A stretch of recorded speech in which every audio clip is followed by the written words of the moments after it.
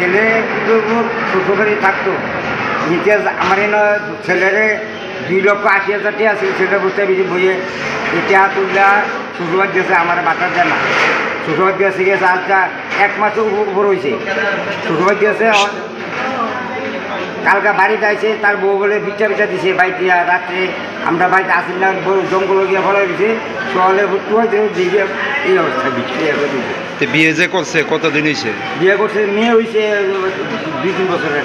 বিয়ের পর থেকে কি মানে না শ্বশুরবাড়ি যাওয়ার পর থেকে আমার বাচ্চা না বাবা সব লিয়ে গেছে এই গডেজ সুগেজ মুগেজ ফ্রিজ সব লিয়ে গেছে শ্বশুরবাড়ি কিলভাড়া শ্বশুরবাড়ি। কতদিন আগে গেছে? গেছে আজ 2 মাস আগে। আচ্ছা কি কারণে আপনারা ভালো হয়ে গেছে?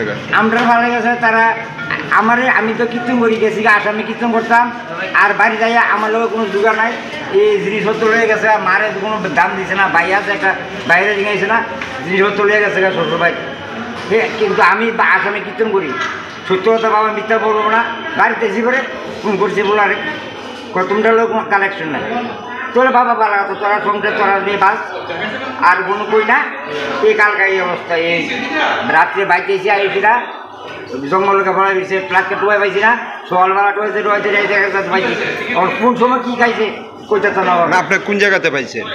এই তো শাল বাগানে এই রাবার বাগানের ভিতরে। কি অবস্থা পাইছে? এই তো শুয়ে রয়েছি। ছেলেরা জিজ্ঞাসা করছেন নি কি কারণে বিষ খাইছে? সে মাঝে না আমার সরো আমার আরো ঠেক্কা জ্বালাইছে লাঠি মারে এই বাবা পাগল মতন। এই বিষয়টা আপনি ওনার বউরে জানাইছেন নি? হ্যাঁ বউরে জানাইছি। বউকে আপনি ছেলের সুস্থ আপনি ছেলেরে ঠিক করেন আমরা এটা জানি না এইসব বউ অনেক কিছু কইছে আমরা পাড়া বলতে লোকে মেয়ে লোক আছে মেয়ে লোকের সামনে কইছে মেয়ে লোক সাক্ষী আছে বউ খুব খারাপ আমারে কইছে আর কোনো কইছে না বাবা ছেলের উড়িয়াই এখন আইসিনি ছেলের বউ আইসিনি? না আইসে না। ছেলের নাম কি? বিজয় দেবনাথ। বয়স কত? 32-33 বছর। বাড়ি কোন জায়গায়? চললাম। আর থাকতো কোন জায়গাতে? থাকতো উদয়পুর কিলভাড়া।